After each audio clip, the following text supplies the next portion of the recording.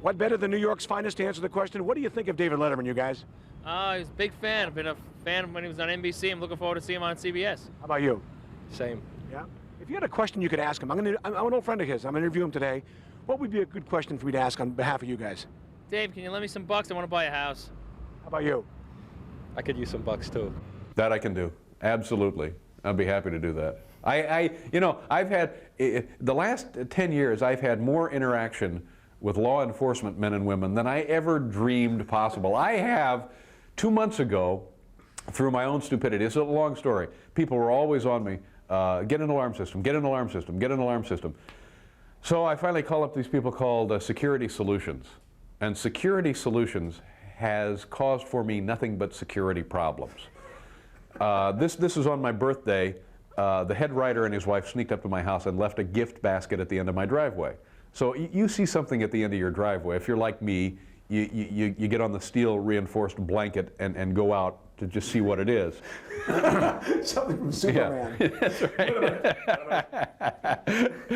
So I open the garage door and in the cover of dusk, I sneak down the driveway, and it's a birthday gift, so I bring it back inside. I forget to close the garage door.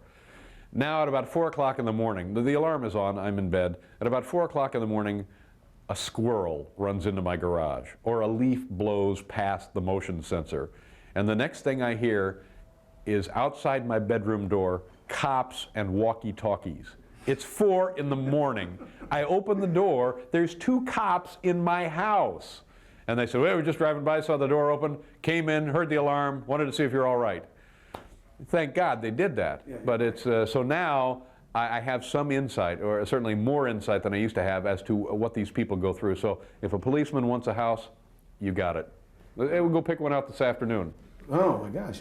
Something in Larchmont, maybe. That is a nice gesture. Thank you very much. And yes, the man in the back. I'm going to get a house for everybody here, just because. Why not? That is very kind. Everybody gets a house. Oh man, that is something. You got to take care of your own utilities, but the houses are on me. Hey, and he means it, man. Let's see here. The dough thing. Does that kind of grind on you a little bit? No, it hasn't, because to me it's nothing that was ever made any difference. Because like you, I'm assuming, and like most people in the room, you're not really motivated by money. Like I said early on in high school, I figured out kind of what I wanted to do. That was the motivating thing, because it was satisfying. You did your job, and you felt like if you did a good job, it was fulfilling. Mm-hmm. So I was never in it for money, and I don't even think about the money. And I was talking to somebody in California the other day, and they mentioned a figure to me, and I said, well, so what? I don't get it. And they said, well, you know, that's how much you're going to be making. I said, oh. I mean, it doesn't even, I don't think about it. Right. So, and I hope that people don't consider it. And like I've said all along, I'm clearly not worth that much money. It just happens to be a function of the marketplace. But I would do what I'm doing for a much, much, much less money. And I feel silly about it. The good thing about having some money, as people know, is you can take care of your family and your friends and so forth. And I find that that's nice, because I don't need a lot of money to live. Well, look at how I'm dressed here. You look good, you feel good, I always say. And a couple of white owls, what's that going to set you back? A couple of right hands. So it is very satisfying to be in a position to know that when people who are in trouble and who are less fortunate need some help, it's not a problem. So that's a nice part about it. I'm opening up a new whole house with Jane. Yeah, we'll talk to my accountant pal. Actually, this is a Barry Bonds, an autograph from Barry Bonds. Oh, you're kidding me? Yeah. Or this is something you did in the cab, isn't it? No, it is. You did this in the cab, yeah. Not do that. Oh, sure. No, that little Barry Bonds hat. He's having a similar year, it looks to me. Have you seen much of him? I haven't seen. What did I say? I saw a little bit of the Giants-Phillies game the other night. Oh yeah. Barry Bonds tied it up in extra innings, and then the Phillies won. Phillies won. I like the looks of the Phillies, though. I like John Kruk. He was on our show a year ago, and here's a great example. This guy sat down and just was unbelievably funny. Was he really? Yeah. I didn't see that. and a year ago, the Phillies were, I guess, dead last.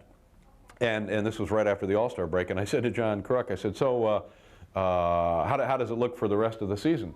And he says, you mean are we going to play the rest of the games? And I said, yeah. He says, yeah. He said, we'll probably fill out the schedule. Very funny, very deadpan and low-key. And they just look like a ball club. Lenny Dykstra, I saw some pictures of Lenny Dykstra and John Crook at the batting cage. Oh, man. It's scary. It looked like we were in dog patch all of a sudden, you know. And these guys look like ball players to me. And so I think it'd be nice to see the Phillies have a good year. And the Giants, man, you guys must be in heaven there. It's a lot of fun. No Are one they talks still about- talking about getting rid of Candlestick? No, no, not a word. Gee, the weather seems pretty good out here. Gee, not too windy. No, My no. feeling through all of that was just, oh, shut up and play Exactly. ball. I'm from Indianapolis. We didn't have a major league team, so we have to drive 2 hours to Cincinnati or 3 hours to Chicago. Right. So to me, to go out there when it's a little, chilly? I don't know, play ball.